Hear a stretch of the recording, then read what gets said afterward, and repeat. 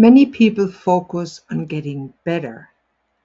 Far fewer people think about staying better and building for the long term. But long-term health is usually built through maintenance. The truth is that most health improvements don't come from dramatic interventions.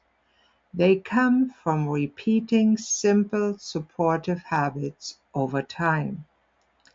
Eating reasonably well, sleeping reasonably well, managing stress reasonably well, moving your body reasonably well, paying attention when something feels off in your body without overdoing it.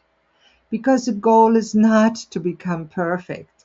The goal is to create a lifestyle that supports your health most of the time. This matters because life will never be perfectly controlled.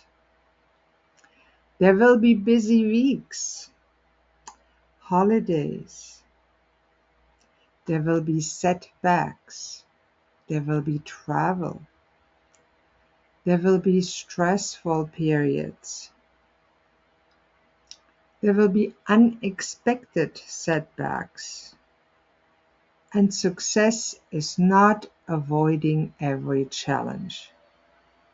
Success means returning to supportive habits when life pulls you off course.